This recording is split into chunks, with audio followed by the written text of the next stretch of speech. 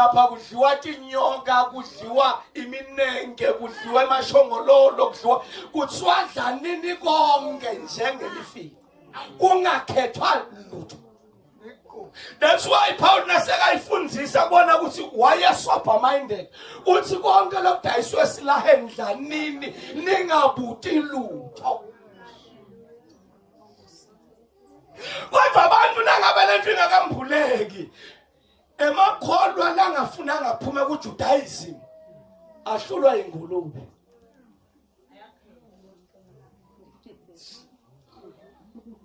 And ingulube bekungakhulunyelwa lengulube kwakukhulunyelwa abantu. And kwakuniketwa sive kuze sehlo sive saNkulunkulu besendiwe sehluke kuletinye tive. Purpose. That's why bazalwane nelibandla ngenxa ukuthi likhulwe emthethweni wesono nowenyama kodwa lihamba ngewamoya lehlukile kunemasondo. Kunasonto lesifana nalo. That's why asikwati kumelwa ngulo ngasoka. Asifundise ngaNkulunkulu wethu.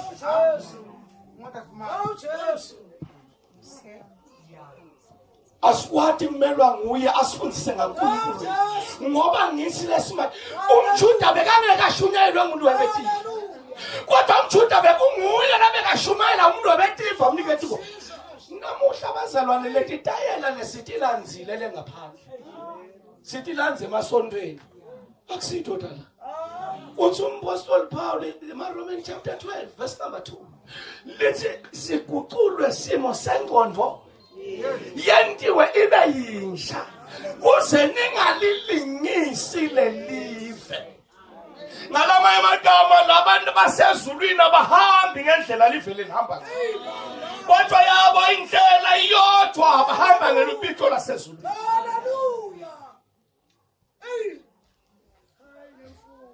Alilatife bazalwane tiphiwa Jesu. Lalela nonke labakholwa ngolabakhona kulenza abakuliphi isonto ngicela ukutshela namagama wena usiwa lelo sonto ngwaJesu.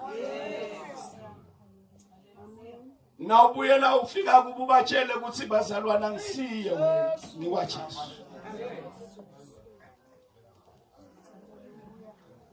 And the day wabatshela njalo batavulela umnyango bakhombe wona bathi baJesu abekho.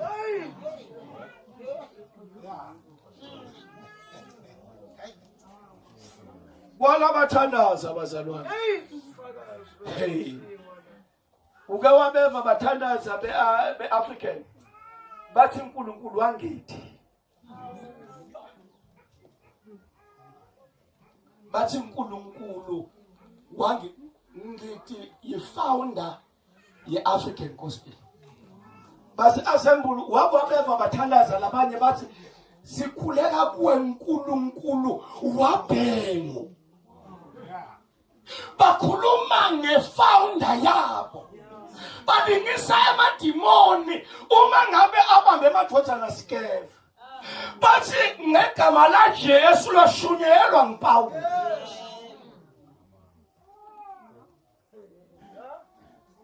Nikhona bazalwane.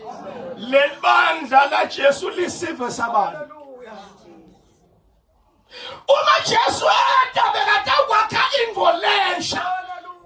And what in Efesu chapter 2 verse number 14. Mfonze. Verse number 12. Sita uyiva song. Efesu chapter 2 verse number 12. Nikhumbule nekuthi ngaleto tikhathi benihlukanisiwe naKristu. Ngalesikhathi nibantu bative benihlukanisiwe nabani? Ngaleto tikhathi. Bazalwane nasingeke bandleni sehlukanisiwe naJesu. Hey.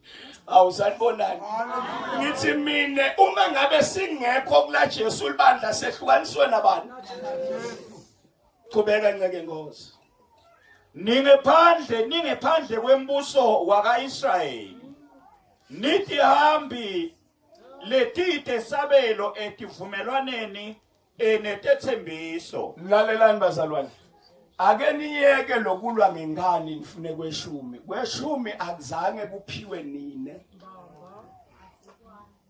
Babehlophe. Kweshumi akuzange khishwe ngwesifazane eBhayibhelini. Nalo yi1. Ngicela khuluma nje into le clear. Awuphinde lapha kakhulu. Kweshumi eBhayibhelini akekho nalo yi1 wesifazane lokhiphe kweshumi. Kweshumi emadoda bekafanele aye phambi kwaNkulunkulu kathathu ngomnyaka. Deuteronomy chapter 16 verse number 16. Nakaya indoda beyingahambi yodwa ihamba nomndeni wayo. Ayihamba nomndeni wayo ayiyi lengisetandla kwipresence. Iphethe umnikelo nekweshumi kulapho. Nemihlatshelo yilapho. Uma ngabe ifika i-down letha phambi kwaNkulunkulu kweshumi bekungadliwa ngumuntu bekudliwa ngilona lokhiphako adlala abantu. Hallelujah. 1 bekudla yena lo lokhiphako nemndeni. Number 2 akudla nenzanzane nemfelokati ngoba inzanzane nemfelokati baJehova. Ngila sibusiso besivela kubazalwane sanibonani. Asikho sibusiso sekuthi lo muntu ukhiphe just kweshumi. Leyo yino nsi. Hayi. Nayo. Kodwa kweshumi kuze kube nesibusiso. Ubusiso. Umuntu lo lithi lo wandla lombofu uboleka abantu. Lesibusiso besilethwa ngiloko.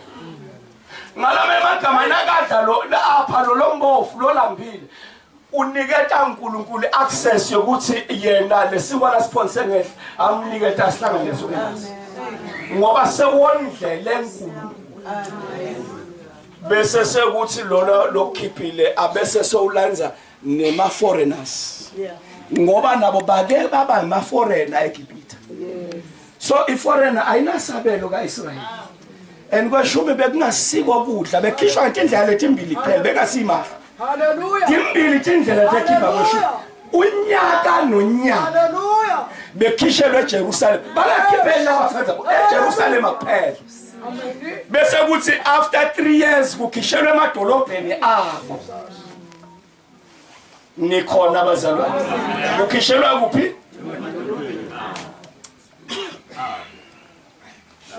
Lo kishelwa la eSouth Africa naseSwatini kweshumi. Lo khishwa ngenyanga kweshumi bengasimali. Beyingafuneka imali beyifuna itindo letibuye emasimini. Lekubuye esibayeni bese khishwa ini. That's why ngoba sibaya sionwa indvodza nemasima onwa indvodza bekufanele kube indvodza. Umfelokati bekondliwa ngako. Isingle parent kaIsrael bekudlazo. Ngoba bengafanelanga umuntu abe nomntwana angashadanga. Uma ngabe ay single parent ngokuthi ushonelwe indvodza noma inkosikazi wondliwa ngalokweshumi. But kweshumi kwamanje uzubona ukuthi phambili kukhishwa nebafelo kukhishwa inyanga kukhishwa ini Phinze khishwa namuntu lonjani?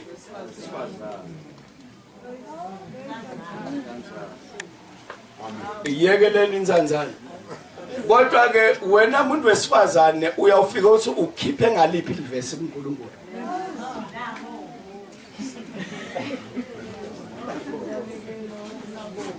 The Testament lelisha abantu abakhiphe kweshumi babili nje kuphela. Bekhishwa ngokweBhayibheli Matthew chapter 23. Kukhishwe kuphela abaFarisi ngoba bebaphethe umthetho waMose. Lana kufanele bazalwane thina singahlali esihlalweni saMose silanze kwethu umthetho noma sowulahlile. Yes. Number 2 umFarisi yothanaza Luka chapter 18 uthi ngikhipha kweshumi kuko konke. Nikhona bazalwane. Akusiya umKristu lona yini? Alinafika amakristu kuzakhishwa kweshumi akhishwa uNkulunkulu. John chapter 3 verse number 16. Ngokuba uNkulunkulu walithanda live kangaka waze wanikela ngendvodzana yakhe kuphela uNkulunkulu akanikelanga nge-10%, wanikela nge-100%. Wanikela ngendvodzana yakhe ayikho lenye leyasala. Kweshumi umuntu bekanikela nge-10% yasalelwe i-19. And kwashumi akekho la bekanikela kakhulu kunalomuntu. Ngoba noma ngawuna 100 nawe utawunikela ngakhi 10. Lona 1000 anikele ngakhi 100. Ngoba nayo unikela kweshumi kwaloku lokunganga lokhu lana. Kodwa nafika ebandleni uthi Paulo nikela kancane uyafuna kanganani. Uyabona sekutshintshiwe indlela yokunikela. Hallelujah. Akhona emakholwa endlini. Awusanibonani basalwane bekweshumi. Basalwane bekweshumi sanibonani.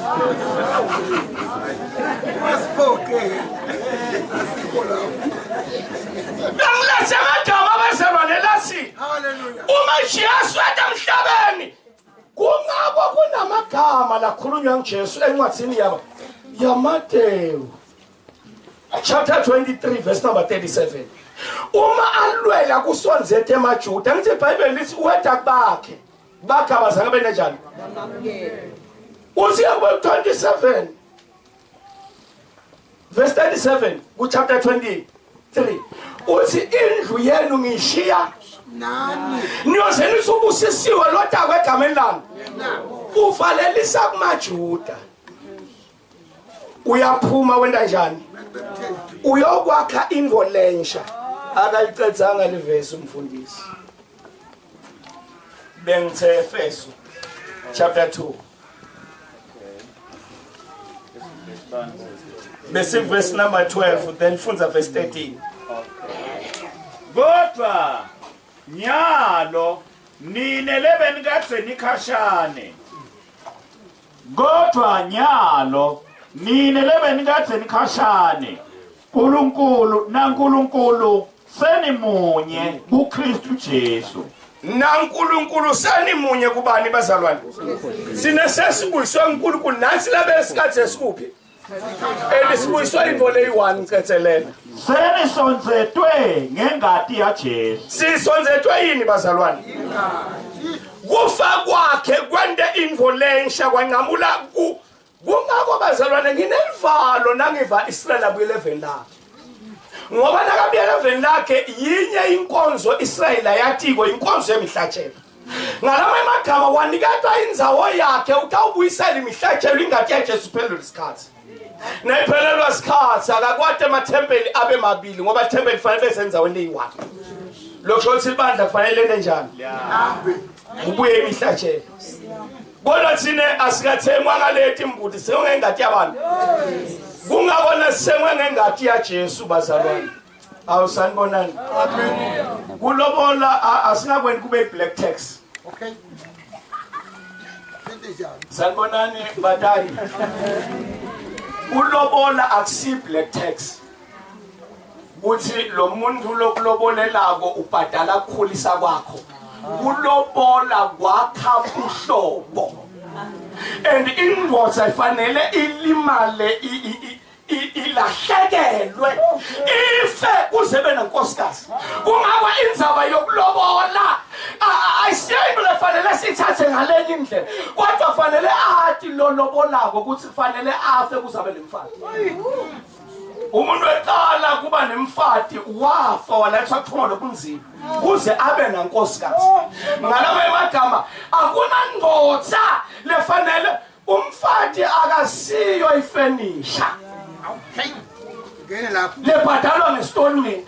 Kodwa umfati indvodza kufanele ife kuze be nemfati.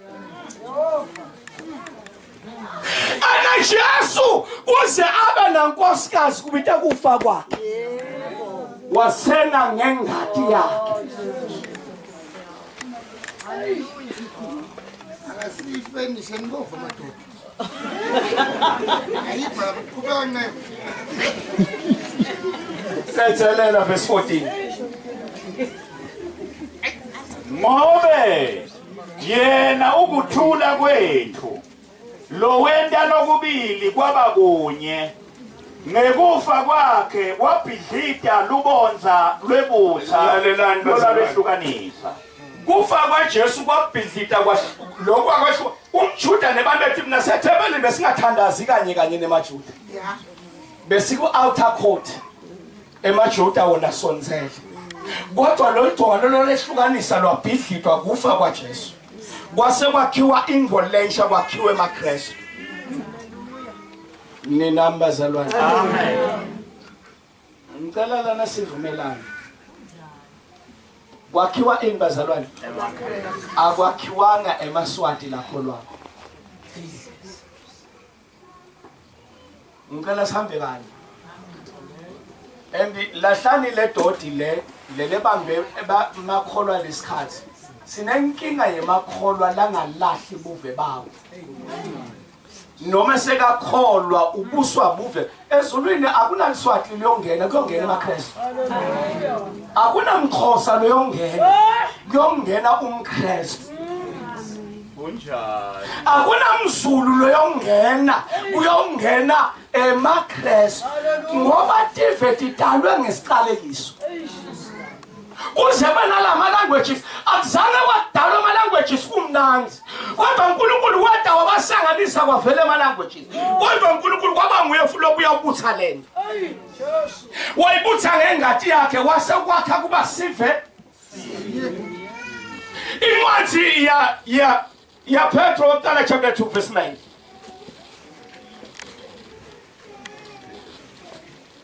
First Peter. Kodwa nine nibeluhlanga lolukhethiwe nibapristi bebukhosi sivele singcwele Bazalwane nibehlanga lolukhethiwe ngalama magama nikhethwe phakathi kwebantu. uNkulunkulu wasewuhlukanisela nine wananda nabasive. Awusanibonani sive sasezulwini. Amen. Lalelani bazalwane, lalela ukhishiwe nabeqalekiso tetibongo dakini. Amen. Uyabona nje laba bakaDlamini ngendlela lokuchazwe ngayo. Akusinsila lepophe abantu bakaDlamini. That's why nabangcwatshwa balahlelwe abangcwatshwa bayalahlwa. Kungako bakhishwa phakathi kwabantu bolahlwa le emalahlweni. Nabo olahlwa lethi nzabeni akufanele ngene ingwe abantu kufanele kuphidliphe kubulawe nema nabayi bafokatana kuyabona bodwa lana bakhona. Lahlatshelelwe ingoma yokholwa. Ingoma yokholwa ndayigcina phela ngabothuna enketha bese baqala bayakoshe hayo bese bahlabelela letabo umfundisi indaba khiphelile.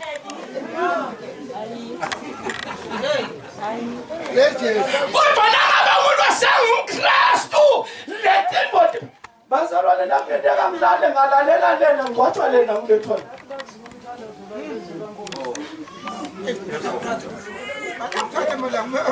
Angisasiwe malangeni ngumKristu.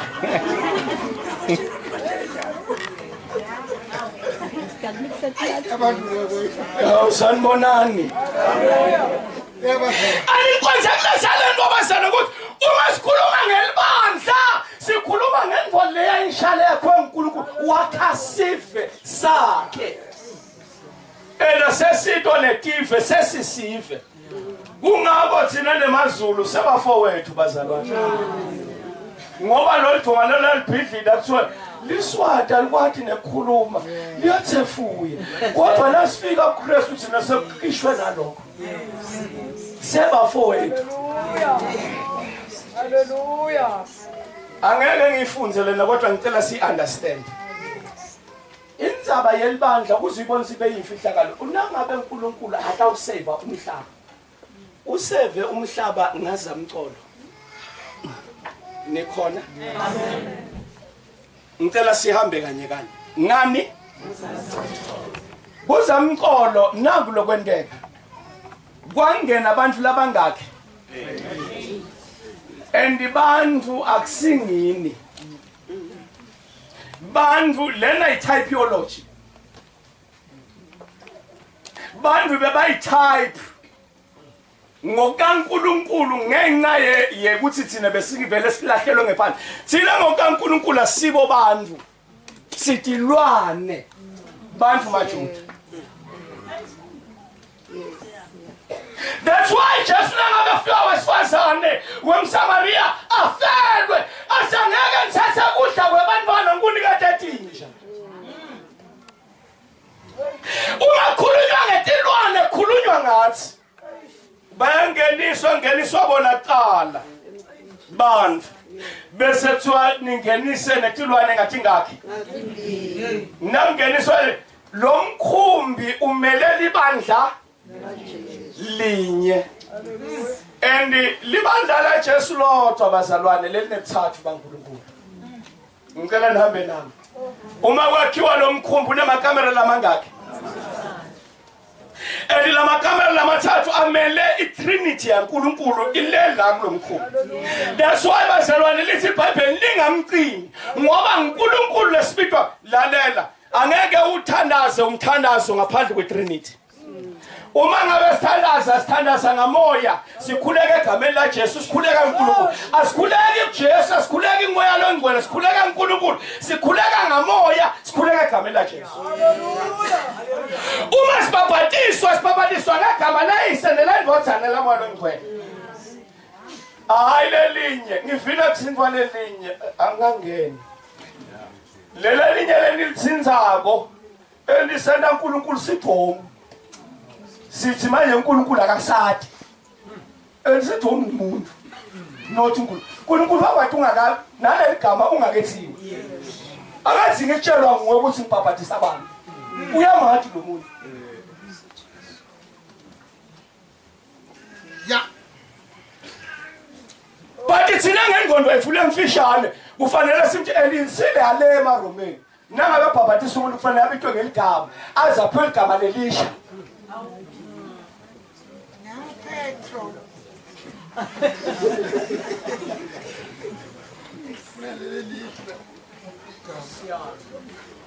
Ani kukhulunywa amagama lamathathu kungakho nebapostoli nababhabhathi abafaki lamanye amagama bathi nibabhabhathisa egameni labani ngiliphi Jesu lelakhulume ngalo uthi egameni labani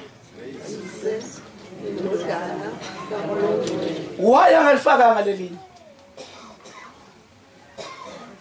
inkinga ligama liyabulala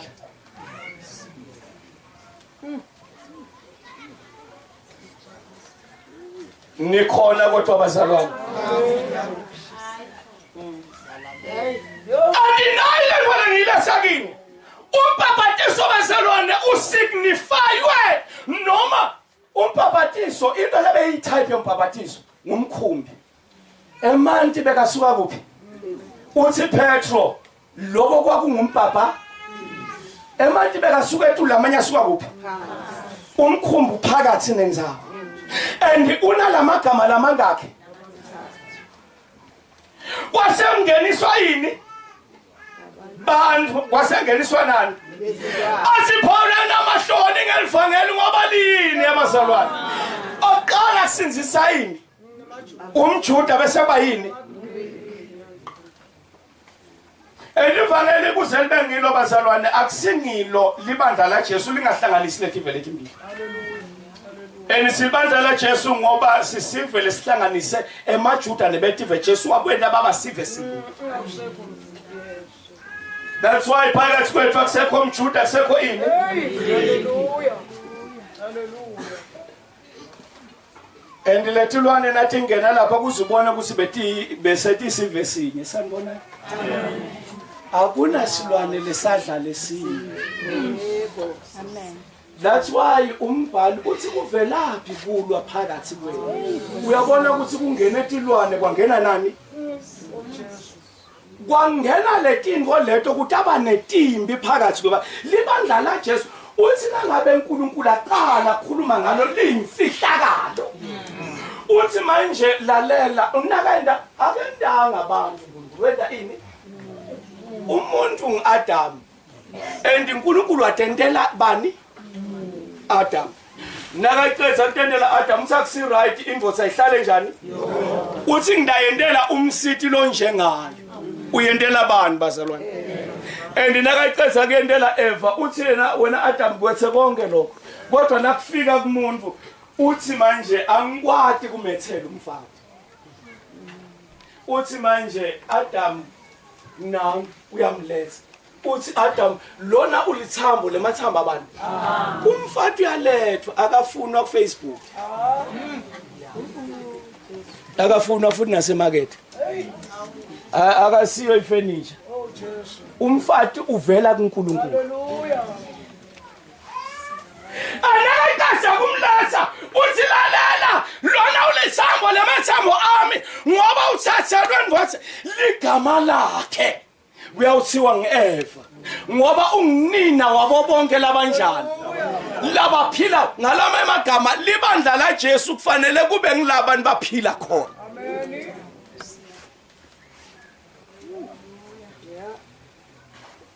That's why nabe iBhayibheli likhuluma lithi singumakoti Kunjalo. anginibuhle bakhona bomakoti Sikhona. umama nkoti athathwa asalotsholiwe ubitwa ngasiphi isibongo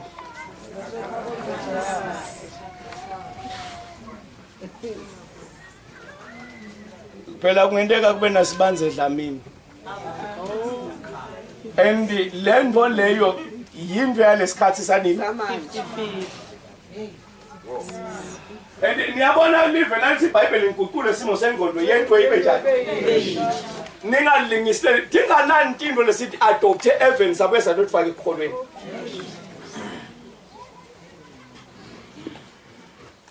sanibonani Amen. Washo. ngicela ukuyeka ngingachazi niyazo nithi wafike wachitha imbotetho kodwa libandla akusiyo bantu abahamba ngetimvo tebantu kodwa bahamba ngemiyalo yabantu Hallelujah.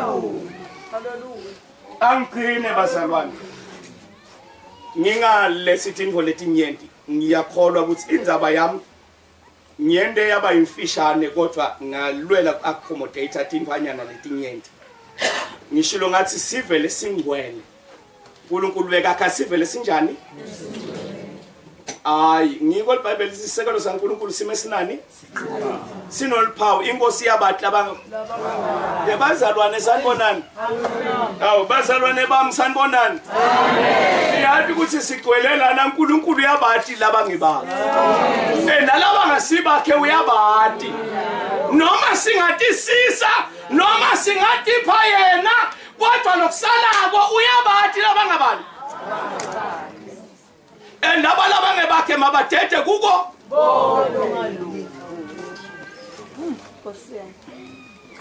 akhona emakholwa endlini ngicela ukugcina nganama verse lamabili Petro qala chapter 1 verse 9 to 12 nencwadi yabasefeso sengiyasuka masinyana Efeso chapter 3 verse 3 to 5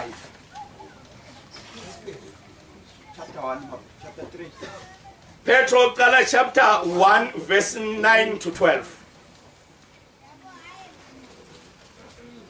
Ngobe nemukela kusinziswa kwemiphefumulo yenu lokungumphumela wekukholwa kwenu ngiyo lensinziso lababeyifuna baprofeti baphenyisisa ngayo babe profeta ngemusa lebentawuphiwa wona moya wa Kristo abesavele asebenda kubo akhombisa tinhlupheko lebetitawehlela Kristu waphinze wabakhombisa nebukhosi lebetawulandzela leto tinhlupheko babehlolisisa kutsi kutawukwenteka nini loko nekutsi kutawukwenteka kanjani bona bembulelwa kutsi tiprofeto tabo tatingakacondzani nabo taticondzene nani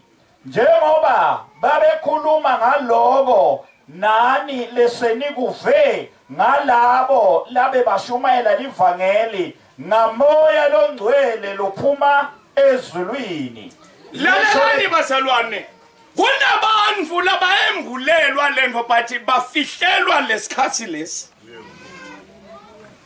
ani lesikhathi simfihlakalo ani kwakhiwa sive kwakhishwa Israyeli kwakhishwa abantu betive base bayadonswa bonke batawukwakha sive sinye kutonyulwa phakathi kwabo kwakhiwa sive kungako wonke lokholwako lofuna phela kezulwini kumele abe nale makhi akhishwe kuyo yonke indzawo la yena bekangacabanga khona kodwa yinye uNkulunkulu into la imisile ukhiphe konke wakha sive kungako sive sakhe bazalwane angikhulume nje ngento leyi1 indzaba yokuthwala indzaba yokuthwala akusiyo into lesingathi singayidebate indzaba yokuthwala it's a serious matter lebonisa umuntu ukuthi usubmita phasi kwalomuntu that's why indzaba yokuthwala bazalwane ngenxa yetingilosi kumele abe nani number 2 lithi imvelo ayinifundzisi na uma imvelo alithi tinwele tisemboso semvelo no lithi ayinifundzisi na kusho na umuntu anetinwele losifazane wento waba netinwele letilula naletinze lokho kwaba sifundo sokuthi kumele atende njani uma ngabe kamehlula ukuthi imboza lithi akagundwe akunanzaba ngisiphi isimo lesingamphoqelela kodwa lisende njani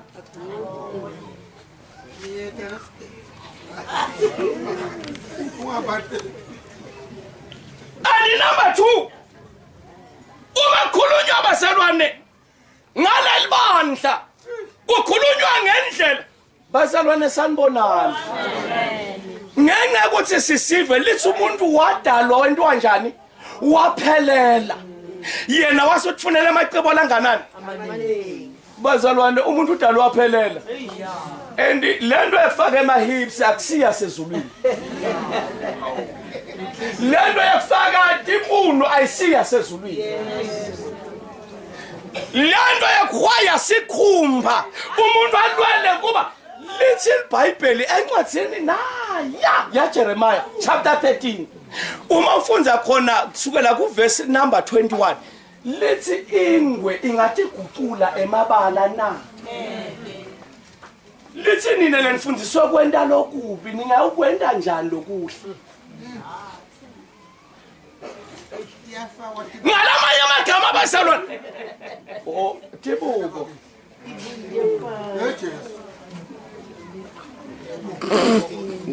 nangabe kukhulunyelwa Tibuko na Tibuko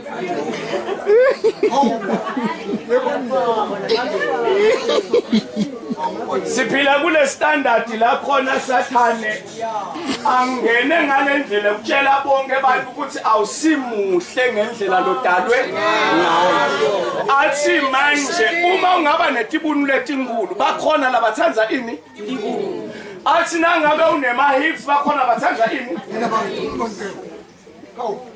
bafaka baze bafake nani bafaka baze bafake nani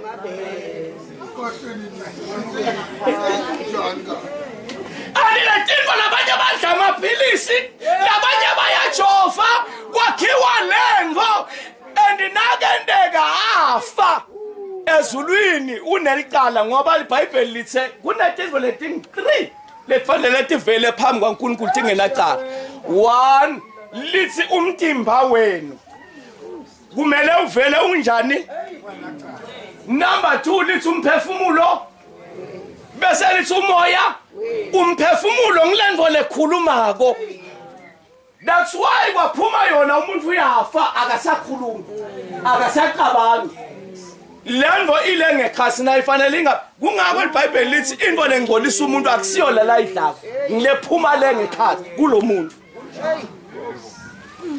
umuntu uqale kwangimphefumulo lophilako ngalesikhathi aqedza ukuphefumulela bekangasi umphefumulo ngalesikhathi angaphefumulela bekayimvo nje So abazalwane umtimba wemuntu kufanele uyawakhawunta. Letinto lotenda la emtimbeni tivelaphi. Letinye tiphehlwa lephansi. Khani ukwentethu tenya. Hey. Funza le verse lengilikhothela bangilikhotile. Ngivale iBhayibheli.